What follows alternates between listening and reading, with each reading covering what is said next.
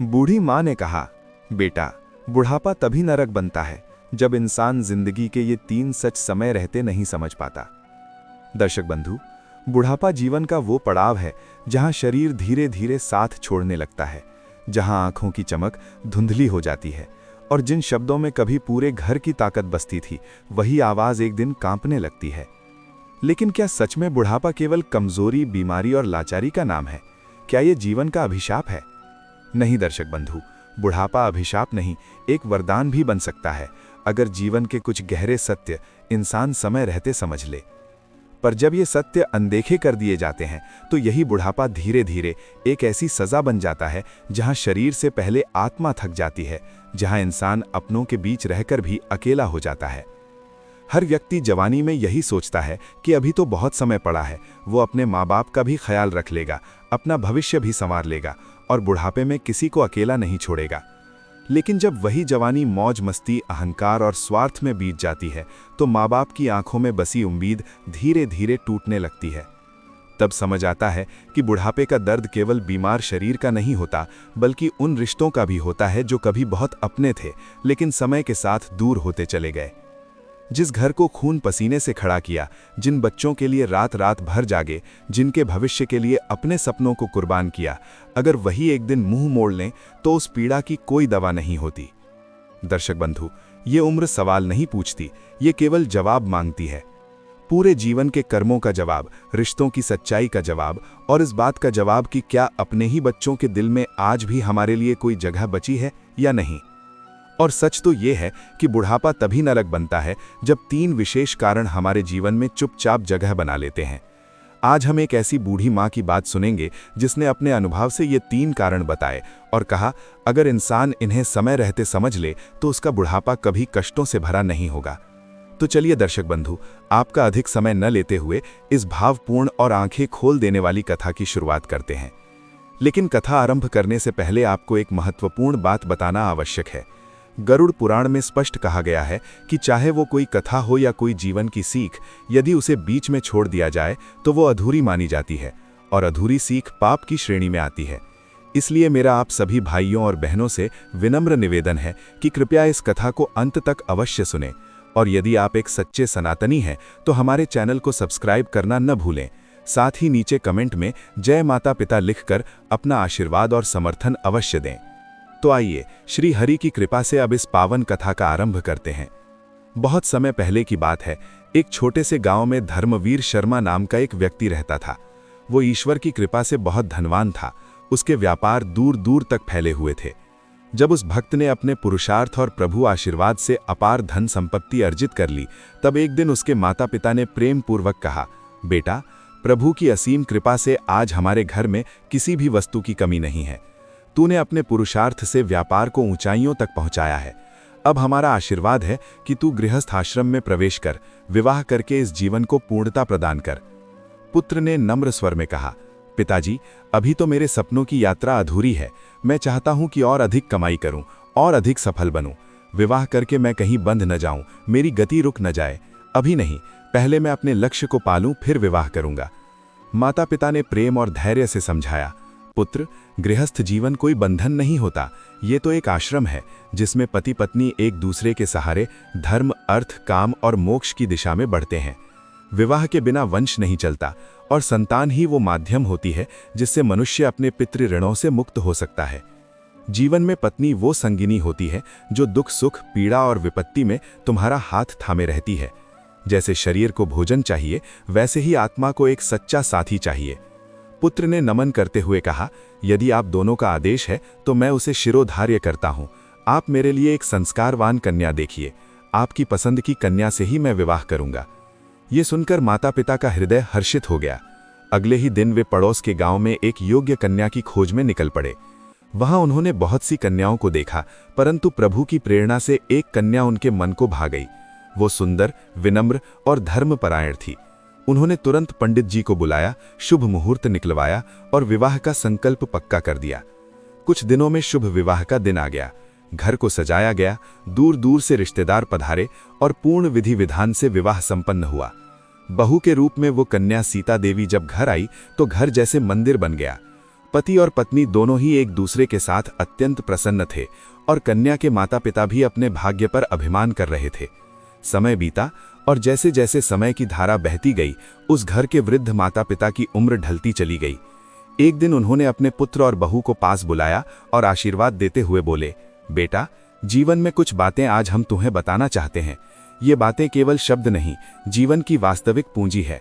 उन्होंने कहा, बेटा बेटी, जीवन में कितनी भी कठिन घड़ी आ जाए, एक दूसरे का हाथ मत छोड़ना, विश्वास कभी मत तोड़ना, किसी के साथ छल कपट मत करना। जो भी कार्य करो उसमें किसी को दुख न पहुंचे और सदा दूसरों की सेवा और मदद करना। याद रखना, देने वाला कभी गरीब नहीं होता, जो देता है प्रभु उसे और अधिक देता है। उनके वचनों को सुनकर पुत्र और बहू की आंखें श्रद्धा से भर आई। वे बोले, माता पिताजी, आपकी दी हुई सीखें हमारे लिए आशीर्वाद हैं। हम दोनों जीवन भर इन्हीं मार्गों पर चलेंगे। आपके सिद्धांत हमारे जीवन का पथ दर्शन बनेंगे। आपको कभी भी शिकायत का अवसर नहीं देंगे। साथियों, उस परिवार में सब मिलजुल कर प्रभु का नाम लेते हुए जीवन बिताने लगे। समय की धारा बहती गई और वो युवक प्रभु की कृपा से दिन दुगुनी रात चौगुनी तरक्की करता गया। परंतु संसार का नियम है, जो शरीर लिया है वो एक दिन वृद्ध होता ही है। उसी प्रकार उसके माता पिता भी अब पूरी तरह वृद्ध हो चुके थे।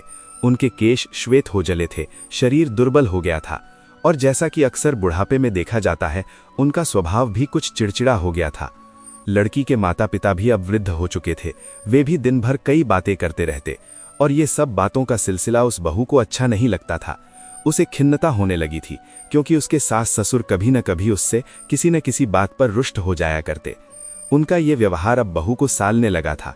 जब उसका पति शाम को घर लौटता तो वो व्यथित मन से कहती, आपके माता पिता हर रोज मुझसे किसी न किसी बात पर नाराज हो जाते हैं, मुझे उलाहना देते हैं।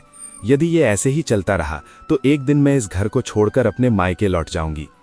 पत्नी की ऐसी पीड़ा सुनकर वो पति अपने वृद्ध माता पिता से कहता, माँ पिताजी, आप मेरी पत्नी से ऐसा व्यवहार क्यों करते हैं? माता पिता कहते, बेटा, हम कुछ नहीं कहते, उल्टा वही तो हमसे झगड़ती है। हम चुप रहते हैं, वो बहस करती है। इस प्रकार दोनों पक्ष एक दूसरे को दोष देने लगते। वो युवक किसी तरह सबको शांति से समझाता, लेकिन उसके बूढ़े माता पिता अधिक देर तक कोई बात याद नहीं रख पाते। अगले ही दिन वे सब कुछ भूलकर फिर वही सब दोहराने लगते। धीरे धीरे वो घर कलह का कारण बनता गया। युवक अपने जीवन में व्याकुल और अशांत रहने लगा। पत्नी भी इन बातों से बेहद दुखी थी। कुछ समय तक तो उसने प्रभु का नाम लेकर सहन किया, लेकिन जब मन और आत्मा दोनों थकने लगे तो एक दिन वो स्त्री रोते मन से अपने पति और ससुराल को छोड़कर अपने पिता के घर लौट गई। जब उसके माता पिता ने देखा कि बेटी अकेले लौटी है तो चौंक कर बोले, बेटी, क्या हुआ? तू अकेले क्यों आई? दामाद जी साथ में क्यों नहीं आए? तब उस कन्या ने, जिसने अपनी मर्यादा में रहकर अब तक सब सहा था, धीमे स्वर में अपने माता पिता को पूरी बात बताने लगी। उसके मुख से सब सुनकर पिता बोले, बेटी, तूने अपने पति से इस बारे में खुलकर बात क्यों नहीं की? कन्या ने शांत मन से उत्तर दिया, पिताजी, मैंने उनसे हर बात कही। उन्होंने भी सच्चे भाव से अपने माता पिता को समझाया, परंतु वे किसी की नहीं सुनते। वे थोड़ी देर मानते हैं, फिर वहीं कलह शुरू हो जाती है। मेरा जीवन रोज रोज की इस लड़ाई में घुट रहा है। मेरी आत्मा अशांत हो गई है। इसलिए आज मैंने निश्चय किया है, जब तक वे वृद्धजन वहां हैं, मैं अब उस घर नहीं लौटूंगी। मैं अब कुछ समय आपके साथ रहूंगी।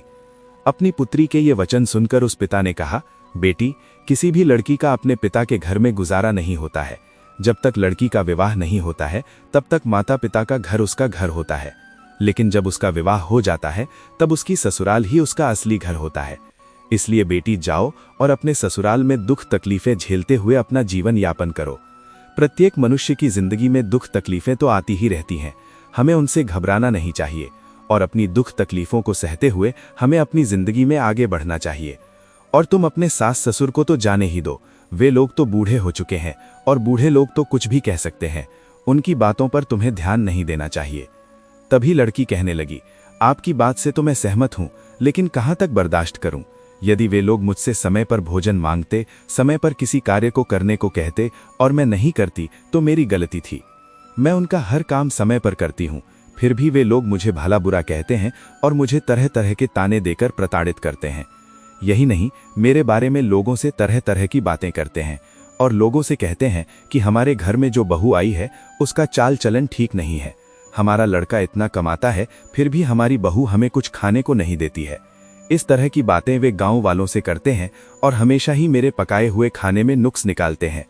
लोगों से कहते हैं कि हमारी बहू को तो खाना भी बनाना नहीं आता और हम लोगों को समय पर भोजन भी नहीं देती है। इस कारण हम दोनों समय से पहले ही बूढ़े हो चुके हैं और उनकी बातों का गांव वाले भी विश्वास कर लेते हैं। अब ऐसे में आप ही बताइए कि मैं उन्हें भोजन क्यों नहीं दूंगी?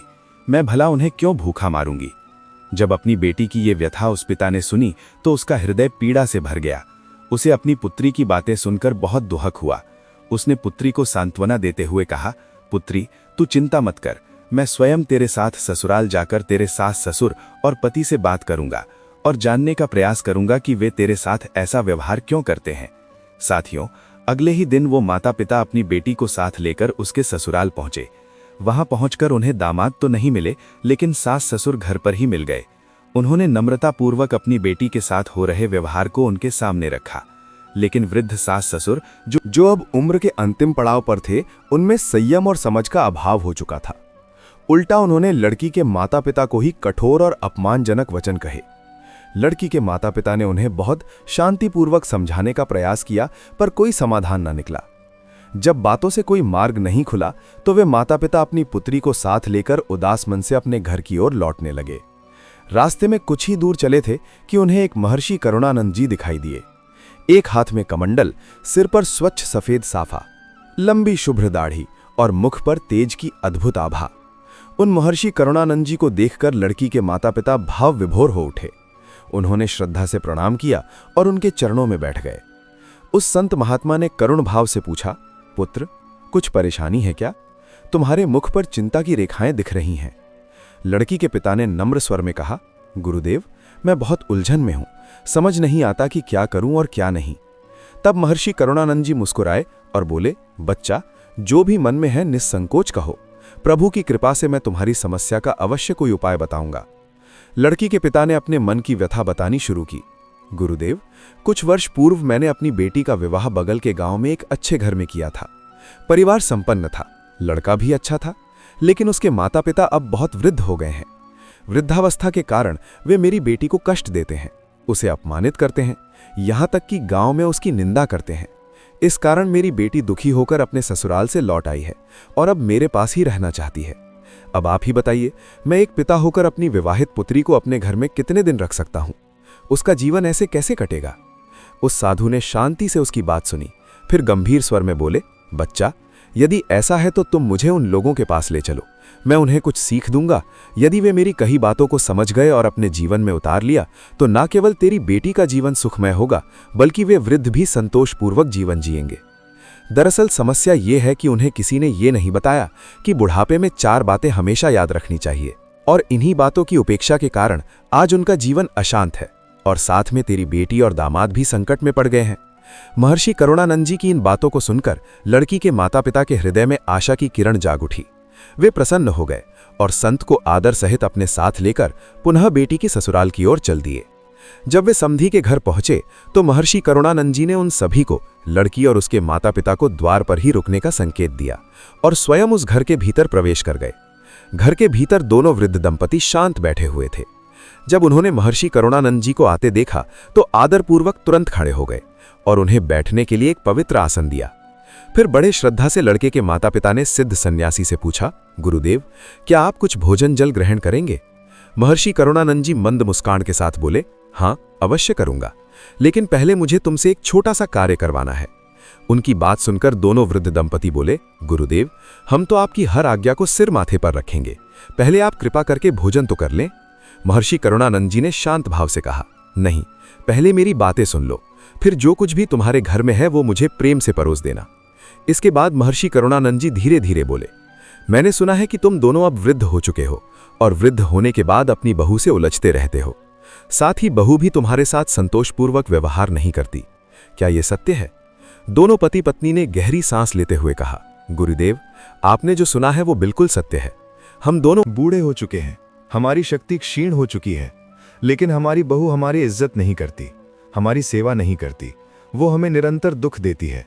ये सब जानते हुए भी कि जैसे आज हम बूढ़े हैं वैसे ही कल उसे भी बुढ़ापा आएगा, फिर भी वो हमारी पीड़ा नहीं समझती। महर्षि करुणानंद जी ने करुण दृष्टि से देखा और बोले, बच्चों, तुम चिंता मत करो, तुम्हारी सारी उलझनों का समाधान मैं तुम्हें बताने जा रहा हूं, लेकिन तुम्हें मेरी 4 बातों को अपने जीवन में उतारना होगा। यदि तुमने इन 4 बातों को सच्चे भाव से स्वीकार कर लिया तो देखना तुम्हारा बुढ़ापा सुख और शांति से बीतेगा। न तुम्हारा बेटा और न बहू कभी तुम्हें दुख देंगे। इतना कहकर महर्षि करुणानंद जी ने गंभीर स्वर में पहली बात बताई।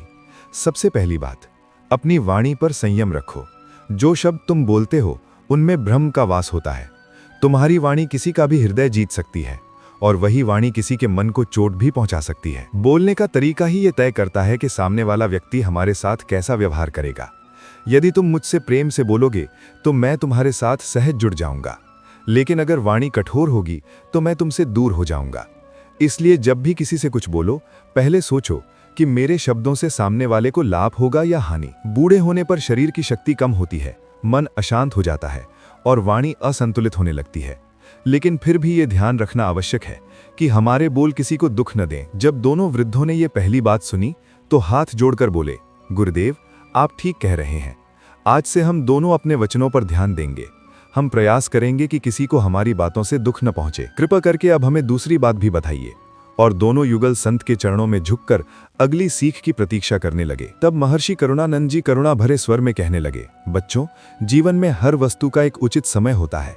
जब भी किसी चीज की जरूरत हो तो समय और परिस्थिति देखकर ही उसे मांगना चाहिए। मान लो कि तुम्हें भूख लगी है और उसी समय तुम्हारी बहू रसोई में भोजन बना रही है, तो वो तुरंत तुम्हें भोजन कैसे दे सकेगी? जब वो अभी बना ही रही है तो वो भोजन कहाँ से लाकर देगी? इसी प्रकार यदि तुम्हारी बहू स्नान कर रही हो और तुम उसी समय उससे कोई वस्तु मांग लो तो वो उस अवस्था में तुम्हारी सहायता कैसे कर पाएगी? अगर वो गीले वस्त्रों में या अधूरे स्नान में हो तो क्या तुम्हारे सामने तत्काल हाजिर हो सकती है? और यदि तुम इन बातों को न समझकर उससे नाराज होने लगो तो ये उचित नहीं है। देखो, बुढ़ापा और जवानी में फर्क होता है। जब मनुष्य जवान होता है तब वो दूसरों के लिए कमाता है, इसलिए उसमें स्वाभाविक अधिकार होता है। लेकिन जब उम्र ढलती है तब हम दूसरों पर निर्भर हो जाते हैं। तब हमें धैर्य रखना चाहिए, क्योंकि दूसरा व्यक्ति पहले अपने कार्य पूरे करेगा और फिर हमारी सहायता करेगा। ऐसा नहीं है कि हमने कुछ बोल दिया और वो तुरंत हमारे सामने आ जाए, ये संभव नहीं। और ये भी सोचो, यदि तुम्हारी बहू किसी कार्य में व्यस्त हो या कहीं बाहर गई हो या उसकी तबीयत इतनी खराब हो कि वो बिस्तर से उठ भी न सके, ऐसे में यदि तुम उससे कोई वस्तु मांगते हो तो वो उसे कैसे ला कर देगी? और जब वो दे नहीं पाती तो तुम उसे दोष देने लगते हो कि वो सुनती नहीं, सेवा नहीं करती। ये उचित नहीं। तुम्हें देखना चाहिए कि उस समय वो कहाँ है, क्या कर रही है, और जो वस्तु तुम मांग रहे हो वो घर में है भी या नहीं। महर्षि करुणानंद जी की दूसरी बात सुनकर वे दोनों वृद्ध दंपत्ति हाथ जोड़कर बोले, गुरुदेव, आपकी बातों ने हमारी आंखें खोल दी। अब हमें समझ आया कि हम कितनी बड़ी भूल कर रहे थे। महर्षि करुणानंद जी ने सिर हिलाकर कहा, बच्चों, अभी मेरी बात पूरी नहीं हुई है। अब मेरी तीसरी बात भी सुनो, ये भी तुम्हारे जीवन में सुख और शांति लाएगी। फिर वे बोले, जब भोजन थोड़ा बहुत बिगड़ जाए तो उस पर क्रोधित नहीं होना चाहिए। मान लो बहू भोजन बना रही थी और किसी कारण उसका ध्यान इधर उधर हो गया।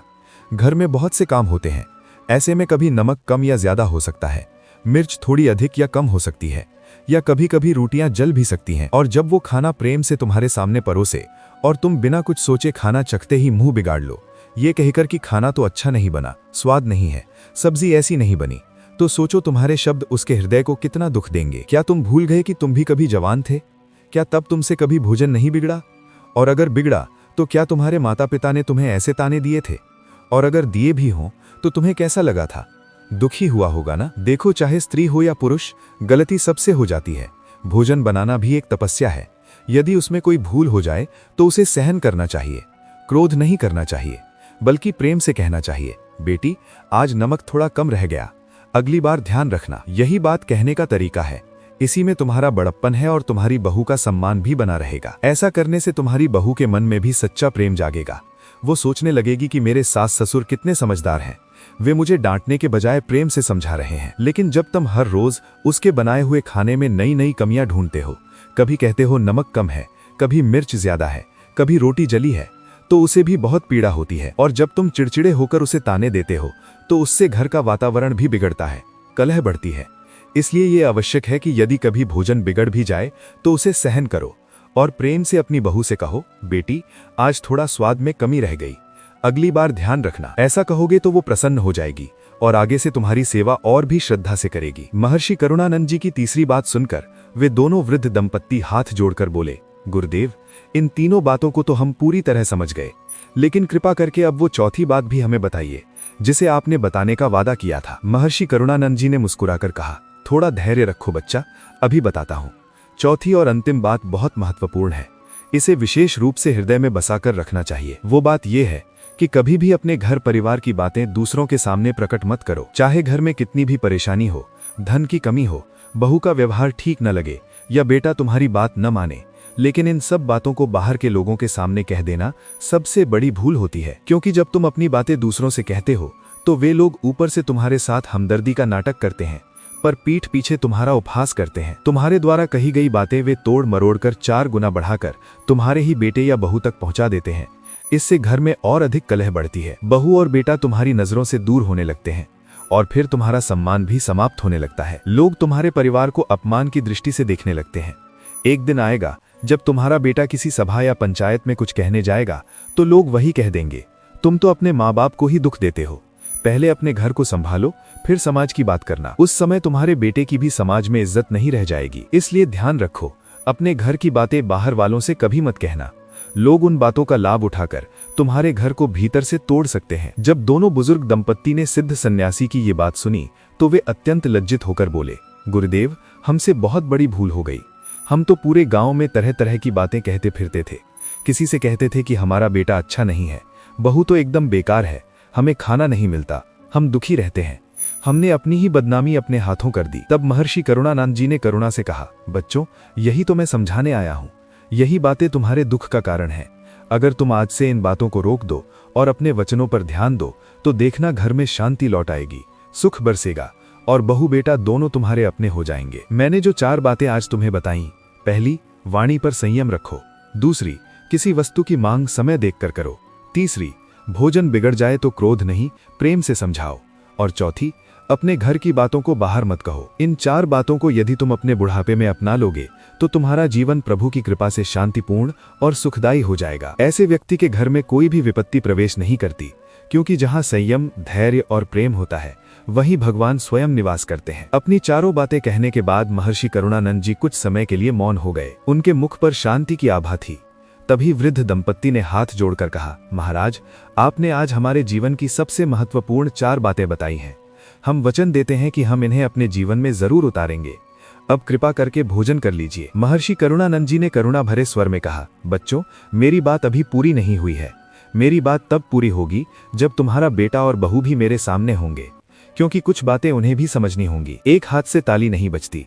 जब तक दोनों पक्षों में संतुलन न हो, जीवन में शांति नहीं आती। पहले तुम अपने बेटे और बहू को बुलाओ, उसके बाद ही मैं अन्न ग्रहण करूंगा। जैसे ही ये वचन महर्षि करुणानंद जी के मुख से निकले, तभी वो लड़की, उसके माता पिता और उसका पति, जो कि महर्षि करुणानंद जी के आने के समय ही घर आ गया था और पत्नी की बात मानकर द्वार पर ही रुका था, तीनों सामने आ गए। दोनों पति पत्नी श्रद्धा से महर्षि करुणानंद जी के चरणों में झुक गए और कहने लगे, गुरुदेव, हम आपकी सभी बातें दीवार के पीछे से सुन रहे थे।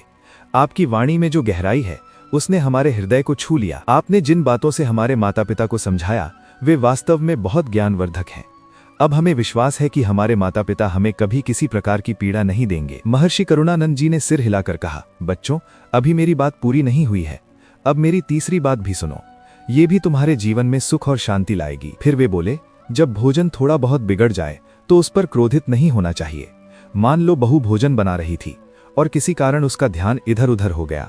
घर में बहुत से काम होते हैं, ऐसे में कभी नमक कम या ज्यादा हो सकता है, मिर्च थोड़ी अधिक या कम हो सकती है, या कभी कभी रोटियां जल भी सकती हैं। और जब वो खाना प्रेम से तुम्हारे सामने परोसे और तुम बिना कुछ सोचे खाना चखते ही मुंह बिगाड़ लो, ये कहकर कि खाना तो अच्छा नहीं बना, स्वाद नहीं है, सब्जी ऐसी नहीं बनी, तो सोचो तुम्हारे शब्द उसके हृदय को कितना दुख देंगे। क्या तुम भूल गए कि तुम भी कभी जवान थे? क्या तब तुमसे कभी भोजन नहीं बिगड़ा? और अगर बिगड़ा तो क्या तुम्हारे माता पिता ने तुम्हें ऐसे ताने दिए थे? और अगर दिए भी हों तो तुम्हें कैसा लगा था? दुखी हुआ होगा ना? देखो, चाहे स्त्री हो या पुरुष, गलती सबसे हो जाती है। भोजन बनाना भी एक तपस्या है। यदि उसमें कोई भूल हो जाए तो उसे सहन करना चाहिए, क्रोध नहीं करना चाहिए, बल्कि प्रेम से कहना चाहिए, बेटी, आज नमक थोड़ा कम रह गया, अगली बार ध्यान रखना। ऐसा कहोगे तो वो प्रसन्न हो जाएगी और आगे से तुम्हारी सेवा और भी श्रद्धा से करेगी। महर्षि करुणानंद जी की तीसरी बात सुनकर वे दोनों वृद्ध दंपत्ति हाथ जोड़कर बोले, गुरुदेव, इन तीनों बातों को तो हम पूरी तरह समझ गए, लेकिन कृपा करके अब वो चौथी बात भी हमें बताइए जिसे आपने बताने का वादा किया था। महर्षि करुणानंद जी ने मुस्कुराकर कहा, थोड़ा धैर्य रखो बच्चा, अभी बताता हूँ।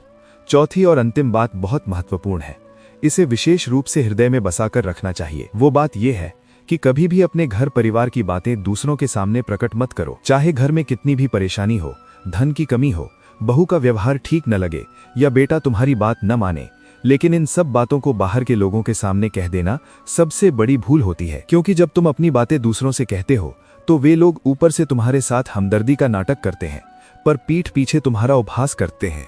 तुम्हारे द्वारा कही गई बातें वे तोड़ मरोड़ कर 4 गुना बढ़ाकर तुम्हारे ही बेटे या बहू तक पहुंचा देते हैं। इससे घर में और अधिक कलह बढ़ती है। बहू और बेटा तुम्हारी नजरों से दूर होने लगते हैं और फिर तुम्हारा सम्मान भी समाप्त होने लगता है। लोग तुम्हारे परिवार को अपमान की दृष्टि से देखने लगते हैं। एक दिन आएगा जब तुम्हारा बेटा किसी सभा या पंचायत में कुछ कहने जाएगा तो लोग वहीं कह देंगे, तुम तो अपने माँ बाप को ही दुख देते हो, पहले अपने घर को संभालो फिर समाज की बात करना। उस समय तुम्हारे बेटे की भी समाज में इज्जत नहीं रह जाएगी। इसलिए ध्यान रखो, अपने घर की बातें बाहर वालों से कभी मत कहना। लोग उन बातों का लाभ उठाकर तुम्हारे घर को भीतर से तोड़ सकते हैं। जब दोनों बुजुर्ग दंपत्ति ने सिद्ध सन्यासी की ये बात सुनी तो वे अत्यंत लज्जित होकर बोले, गुरुदेव, हमसे बहुत बड़ी भूल हो गई। हम तो पूरे गांव में तरह तरह की बातें कहते फिरते थे। किसी से कहते थे कि हमारा बेटा अच्छा नहीं है, बहू तो एकदम बेकार है, हमें खाना नहीं मिलता, हम दुखी रहते हैं। हमने अपनी ही बदनामी अपने हाथों कर दी। तब महर्षि करुणानंद जी ने करुणा से कहा, बच्चों, यही तो मैं समझाने आया हूँ। यही बातें तुम्हारे दुख का कारण हैं। अगर तुम आज से इन बातों को रोक दो और अपने वचनों पर ध्यान दो तो देखना घर में शांति लौट आएगी, सुख बरसेगा और बहू बेटा दोनों तुम्हारे अपने हो जाएंगे। मैंने जो 4 बातें आज तुम्हें बताईं, पहली, वाणी पर संयम रखो। दूसरी, किसी वस्तु की मांग समय देखकर करो। तीसरी, भोजन बिगड़ जाए तो क्रोध नहीं प्रेम से समझाओ। और चौथी, अपने घर की बातों को बाहर मत कहो। इन 4 बातों को यदि तुम अपने बुढ़ापे में अपना लोगे तो तुम्हारा जीवन प्रभु की कृपा से शांतिपूर्ण और सुखदायी हो जाएगा। ऐसे व्यक्ति के घर में कोई भी विपत्ति प्रवेश नहीं करती, क्योंकि जहां संयम, धैर्य और प्रेम होता है वहीं भगवान स्वयं निवास करते हैं। अपनी 4 बातें कहने के बाद महर्षि करुणानंद जी कुछ समय के लिए मौन हो गए। उनके मुख पर शांति की आभा थी। तभी वृद्ध दंपत्ति ने हाथ जोड़कर कहा, महाराज, आपने आज हमारे जीवन की सबसे महत्वपूर्ण 4 बातें बताई हैं। हम वचन देते हैं कि हम इन्हें अपने जीवन में जरूर उतारेंगे। अब कृपा करके भोजन कर लीजिए। महर्षि करुणानंद जी ने करुणा भरे स्वर में कहा, बच्चों, मेरी बात अभी पूरी नहीं हुई है। मेरी बात तब पूरी होगी जब तुम्हारा बेटा और बहू भी मेरे सामने होंगे, क्योंकि कुछ बातें उन्हें भी समझनी होंगी। एक हाथ से ताली नहीं बजती। जब तक दोनों पक्षों में संतुलन ना हो, जीवन में शांति नहीं आती। पहले तुम अपने बेटे और बहू को बुलाओ, उसके बाद ही मैं अन्न ग्रहण करूंगा। जैसे ही ये वचन महर्षि करुणानंद जी के मुख से निकले, तभी वो लड़की, उसके माता पिता और उसका पति, जो कि महर्षि करुणानंद जी के आने के समय ही घर आ गया था और पत्नी की बात मानकर द्वार पर ही रुका था, तीनों सामने आ गए। दोनों पति पत्नी श्रद्धा से महर्षि करुणानंद जी के चरणों में झुक गए और कहने लगे, गुरुदेव, हम आपकी सभी बातें दीवार के पीछे से सुन रहे थे। आपकी वाणी में जो गहराई है उसने हमारे हृदय को छू लिया। आपने जिन बातों से हमारे माता पिता को समझाया वे वास्तव में बहुत ज्ञानवर्धक हैं। अब हमें विश्वास है कि हमारे माता पिता हमें कभी किसी प्रकार की पीड़ा नहीं देंगे।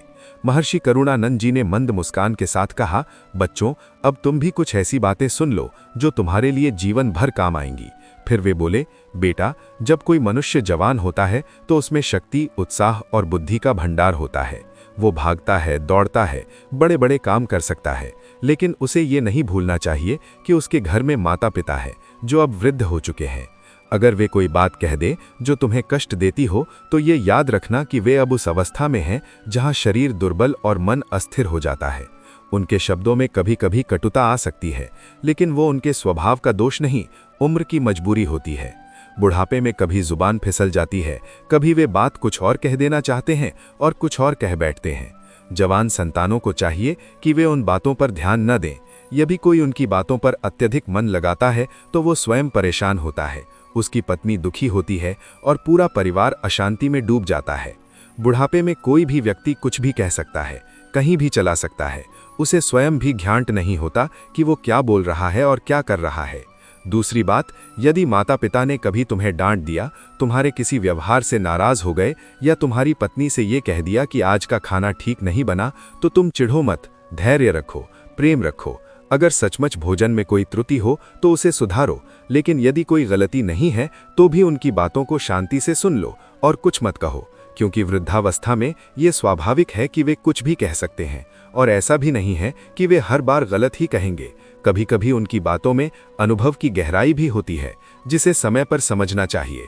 अगर आप लोग कभी कोई ऐसा कार्य करते हो जो अनुचित है, तो आपके माता पिता आपको अवश्य रोकेंगे, क्योंकि उन्होंने आपसे अधिक जीवन देखा है, अधिक दुख सुख झेले हैं और अनुभव का खजाना उनके पास है। वे जान चुके हैं कि कौन सा काम आपके लिए हितकारी है और कौन सा कार्य आपको संकट में डाल सकता है। इसलिए जब कभी आप कोई काम कर रहे हों और आपके वृद्ध माता पिता उस कार्य को करने से रोकें, तो उनकी बातों को नज़रअंदाज मत करो। वे किसी द्वेष से नहीं, बल्कि अपने अनुभव के आधार पर आपको मार्ग दिखा रहे होते हैं।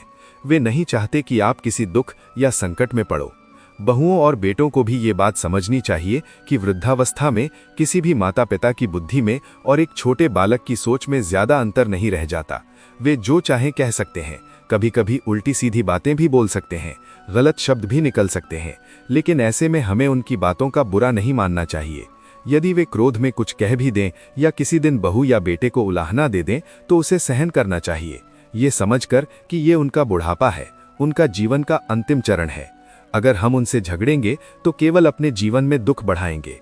और मान लो अगर कभी माता पिता ने भोजन में कोई कमी बताई या कह दिया कि तुम लोग ठीक से काम नहीं करते, या घर की कोई बात दूसरों से जाकर कह दी जिससे लोग आकर तुम्हें ताना मारते हैं, तो ऐसे समय तुम्हें अपने माता पिता से प्रेम से बात करनी चाहिए, न कि उनसे झगड़ना चाहिए। लोगों से उलझना नहीं है, क्योंकि मूल कारण हमारे माता पिता की भूल हो सकती है, लेकिन उस भूल को भी हमें प्यार से सुधारना है, न कि विरोध करके अपने ही घर को अशांत बना देना है। अगर तुम ऐसा करोगे तो तुम्हारा जीवन दुखों से भर जाएगा। इसीलिए अपने माता पिता का, विशेषकर उनके बुढ़ापे में, बहुत ध्यान रखना चाहिए। कुछ लोग सोचते हैं कि अब हमारे माता पिता बूढ़े हो गए हैं, चलो इन्हें वृद्धाश्रम में भेज देते हैं ताकि हम चैन से जी सकें। उन्हें लगता है कि माता पिता का घर में रहना केवल परेशानी है, लेकिन उन्हें ये नहीं समझ आता कि वे जो बीज बो रहे हैं वही एक दिन उनके सामने फल बनकर आएंगे। जिसने अपने माता पिता को वृद्धाश्रम में छोड़ा, उसके अपने बच्चे भी एक दिन वही व्यवहार करेंगे। यही जीवन का चक्र है। हमें अपने माता पिता के कारण चाहे जितनी भी कठिनाइयां आए, उनका सम्मान नहीं छोड़ना है, उनका ध्यान नहीं छोड़ना है। जो व्यक्ति अपने बूढ़े माँ बाप की सेवा नहीं करता, वो जीवन भर अशांति और दुख में रहता है। और ये बात भी सुन लो, अगर माता पिता से कोई भूल हो जाए, कोई बड़ी गलती हो जाए, चाहे वे किसी को कटु शब्द कह दें या किसी को चुपचाप पैसे दे दें या कोई ऐसा काम कर दें जिससे नुकसान हो जाए, तो तुरंत उन्हें कटु वचन मत कहो, बल्कि प्रेम से समझाओ, माता पिताजी, आपसे ये भूल हो गई जिससे हमें हानि हुई। आगे से कृपया ध्यान रखें कि ऐसी गलती दोबारा न हो। अपने माता पिता को हमेशा प्रेम से समझाना चाहिए, न कि उन्हें मारना पीटना या कटु वचन कहना चाहिए। जो भी संतान अपने माता पिता के साथ ऐसा दुर्व्यवहार करता है, उसका जीवन एक दिन पूर्णतः विनाश की ओर चला जाता है। ध्यान रखो, कई बार सास ससुर अपनी बहू से कोई छोटी मोटी बात कह देते हैं, लेकिन घर की स्त्रियां उन बातों को अपने मन में बढ़ा चढ़ाकर ले लेती हैं। फिर वो रोती हैं, दुख जताती हैं और अपने पति को बढ़ा चढ़ाकर बताती हैं। पति की भावनाएं भड़क उठती हैं। बाद में वही बात मायके जाकर माता पिता से भी रो रो कर कही जाती है, जिससे बातों में और रंग भर जाता है। ये छोटी सी बात एक दिन बड़ा रूप ले लेती है और पूरे परिवार को अशांति में डाल देती है। इसलिए यह आवश्यक है कि हर बहू और बेटा इस बात को भली भांति समझें, हर बात को धैर्य से लें और बड़ों की बातों को मन से ना लगाएं। इतना कहने के बाद महर्षि करुणानंद जी चलने के लिए उठने लगे। तभी वो वृद्ध पति पत्नी, जिनकी आंखों में पश्चाताप की नमी थी, उन्होंने कहा, गुरुदेव, क्या आपको वो वादा याद है जो आपने इस घर में प्रवेश करते समय किया था? महर्षि करुणानंद जी मुस्कुराए और बोले, हाँ, मुझे स्मरण है, लेकिन उससे पहले तुम दोनों मेरे सामने ये संकल्प करो कि आज से अपनी बहू और बेटे को किसी भी प्रकार की पीड़ा नहीं दोगे। वृद्ध ससुर ने अपनी बहू की ओर देखकर करुण स्वर में कहा, महाराज, हम आपको वचन देते हैं कि आज से हम आपकी कही हर बात का पालन करेंगे, अपनी बहू को बेटी की तरह मानेंगे और कभी भी किसी बात को लेकर कलह नहीं करेंगे। फिर महर्षि करुणानंद जी ने बहू और बेटे की ओर देखा और कहा, अब तुम दोनों भी ये वचन दो कि तुम अपने वृद्ध माता पिता को कभी दुख नहीं दोगे, उनके कहे हुए शब्दों को सहन करोगे और उन्हें प्रेम से समझाओगे। बहू और बेटा भी एक स्वर में बोले, गुरुदेव, हम भी वचन देते हैं कि अब से माता पिता को अपने हृदय में स्थान देंगे और कभी भी किसी बात को लेकर उन्हें कष्ट नहीं देंगे। वचन लेकर महर्षि करुणानंद जी बोले, अब पहले अपने वचनों का पालन करो। जब तुम्हारे घर में सच्चा सुख और शांति स्थापित हो जाएगी, तभी मैं इस घर का अन्न स्वीकार करूंगा। इतना कहकर वे शांत भाव से खड़े हुए और अपनी कुटिया की ओर चल पड़े। लड़की के माता पिता ने भी विनम्रता से अपने समधी से विदा ली और श्रद्धा से अपने घर लौट गए। जब लड़की के ससुर ने महर्षि करुणानंद जी की बातों को अपने जीवन में अपनाया, तो वही घर जो कभी कलह का केंद्र था, अब एक मंदिर बन गया। जिस बहू का चेहरा देखते ही कभी उन्हें क्रोध आता था, अब वही बहू उन्हें अपनी सगी बेटी जैसी लगने लगी। बहू भी अब अपने सास ससुर का ऐसे ध्यान रखने लगी जैसे वो उनके ही गर्भ से जन्मी हो। प्रेम, सेवा और श्रद्धा से घर महकने लगा, घर में शांति फैलने लगी और उस शांति में बेटे का मन भी आनंदित हो गया। जहां पहले अशांति थी, अब वहां प्रभु की कृपा और संतोष की अनुभूति होने लगी। क्योंकि जब मनुष्य अपने बड़ों का आदर करता है और अपने छोटों को प्रेम देता है, तभी घर स्वर्ग बनता है। इस तरह प्रेम और समझदारी से घर में दिन बीतते चले गए। जब बहुत समय बीत गया तो एक दिन लड़की की माता ने अपने पति से कहा, देखो, हमारी बेटी को ससुराल में गए अब काफी समय हो गया है, लेकिन उसकी कोई खोज खबर नहीं मिली। एक बार आपको उसके ससुराल जाकर देखना चाहिए कि वो कैसी है, कैसे रह रही है, कहीं कोई तकलीफ तो नहीं है। पति ने नम्रता से कहा, तुम ठीक कहती हो, मैं कल ही जाकर अपनी बेटी से मिलूंगा और स्वयं देखूंगा कि वो प्रसन्न है या नहीं। अगले दिन जब वो पिता अपनी बेटी के ससुराल पहुंचा, तो उसने देखा कि उसकी बेटी अपने सास ससुर की बहुत सेवा कर रही है। वो उन्हें सच्चे मन से सम्मान दे रही है और सास ससुर भी उसे अपनी पुत्री जैसा स्नेह दे रहे हैं। पूरा घर भक्ति भाव से, प्रेम से मिलजुल कर रह रहा था। सबके चेहरे पर संतोष और सुख का भाव था। घर के सभी सदस्य अपने अपने कर्तव्यों को पूरी श्रद्धा से निभा रहे थे। ये सब देखकर उस पिता के मन में विचार आया, हमारा भी तो परिवार है, हमारे भी बेटे और बहुएं हैं, परंतु हमारे घर में ये शांति क्यों नहीं है? हमें भी महर्षि करुणानंद जी से कोई मार्गदर्शन लेना चाहिए, जिससे हमारे घर में भी शांति और प्रेम आ सके।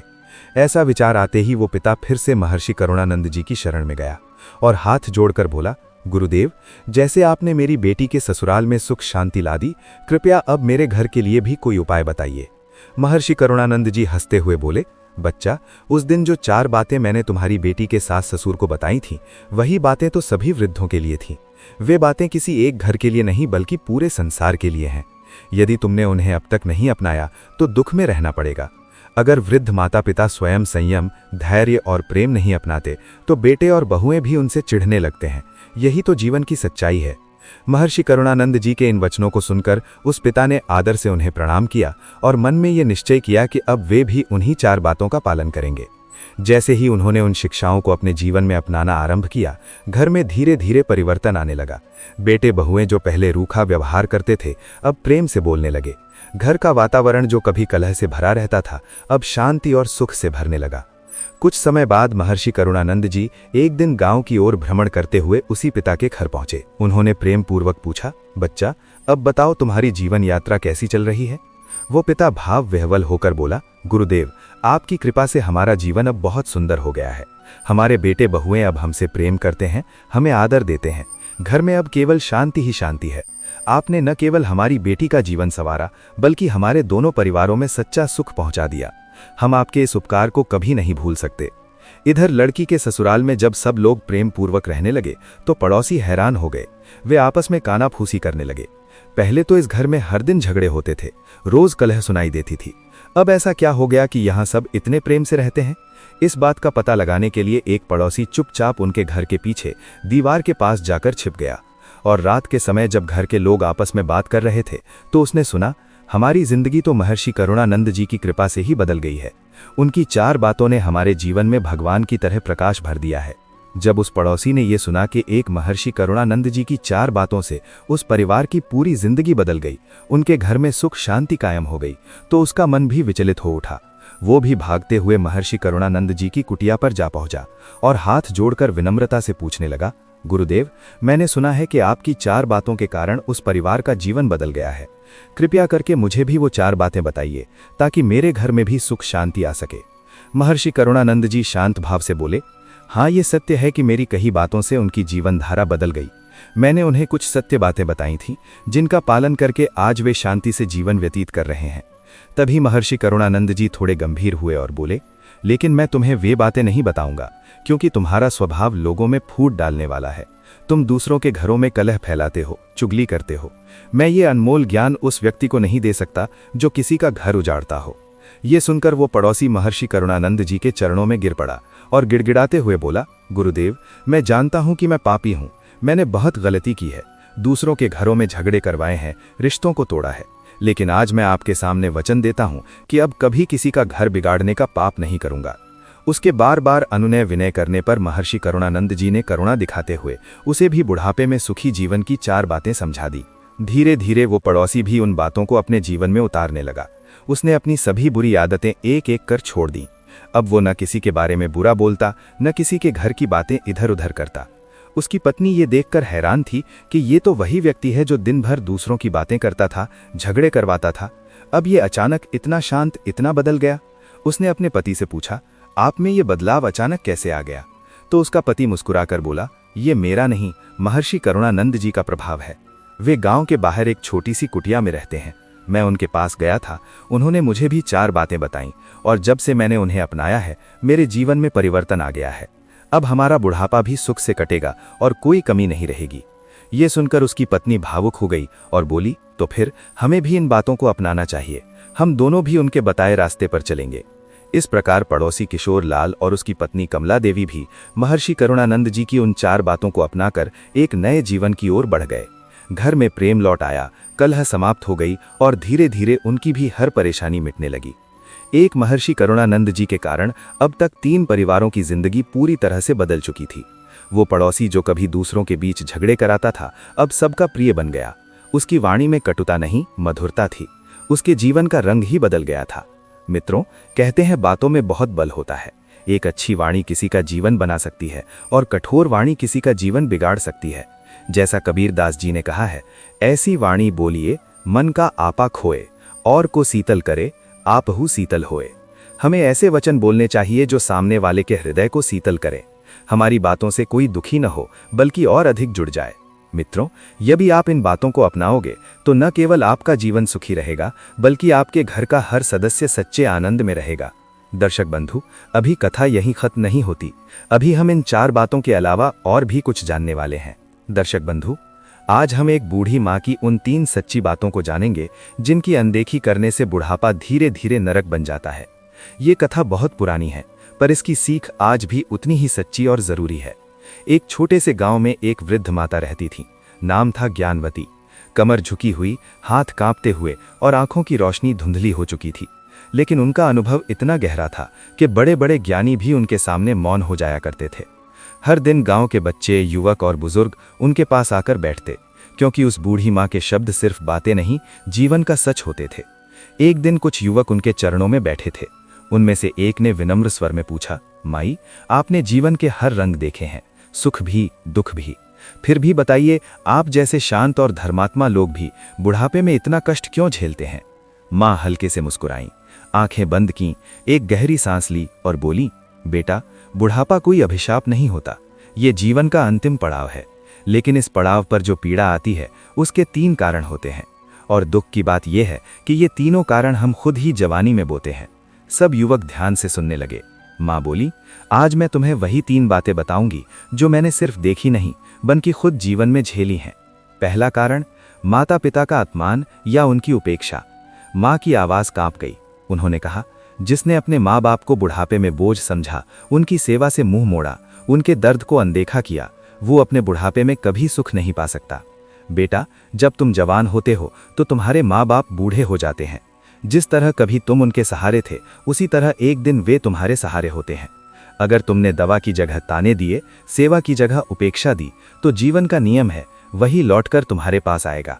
मैंने देखा है, जिस बेटे ने माँ को अधूरी थाली दी, उसी बेटे को बुढ़ापे में थाली तक नसीब नहीं हुई। दूसरा कारण, बच्चों को ही अपनी पूरी पूंजी समझना। ये कहते हुए माँ की आंखों से एक आंसू गिर पड़ा।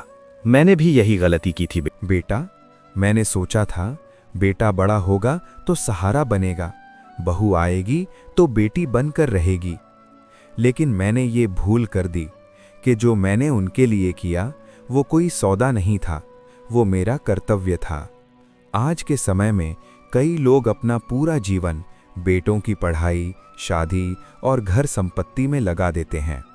और जब वे खुद कमज़ोर हो जाते हैं तो वही घर उन्हें कैद खाना लगने लगता है।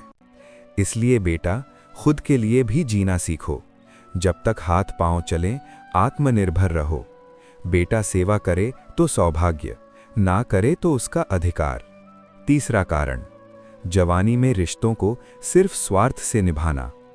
अब मां की आवाज सख्त हो गई। बेटा, जो रिश्ते तुमने मतलब के लिए बनाए वही बुढ़ापे में कांटे बनकर चुभते हैं। मैंने देखा है, भाई बहन तब तक अपने होते हैं जब तक संपत्ति की बात ना आए। रिश्तेदार तब तक साथ रहते हैं जब तक फायदा हो। लेकिन बुढ़ापे में वही लोग काम आते हैं जिन्हें तुमने दिल से निभाया होता है। अगर जीवन भर तुमने केवल अपना भला सोचा, दूसरों का मन दुखाया, तो बुढ़ापा अकेलेपन से भर जाएगा। और याद रखना बेटा, अकेलापन बुढ़ापे की सबसे बड़ी सजा है। मां चुप हो गईं। चारों ओर सन्नाटा था। हवा में अजीब सी शांति और मन में भारीपन। कुछ देर बाद मां ने बस इतना कहा, अगर बुढ़ापा सुखी चाहिए तो जवानी में संयम रखो, सेवा करो और आत्मनिर्भर बनो। वरना चाहे सोने का महल क्यों ना हो, मन का घर हमेशा खाली रहेगा। मेरे बच्चों, अगर जीवन को धन्य बनाना है तो आज ही इन 3 बातों को समझो, वरना बुढ़ापा आएगा और ऐसा दर्द लाएगा जिसकी कोई औषधि नहीं होगी। दर्शक बंधु, ये बातें सिर्फ एक बूढ़ी माँ की नहीं है, ये उस अनुभव की विरासत हैं जो पूरी उम्र जीकर मिली है। अगर आज आप इन 3 बातों को जीवन में उतार लेते हैं तो कल आपका बुढ़ापा बोझ नहीं, एक वरदान बन जाएगा। इस कथा को अंत तक सुनने के लिए आपका हृदय से धन्यवाद। अगर ये ज्ञान आपको छू गया हो तो नीचे कमेंट में जय माताजी अवश्य लिखें और ऐसे ही जीवन बदल देने वाले प्रसंगों के लिए हमारे चैनल को सब्सक्राइब करना न भूलें।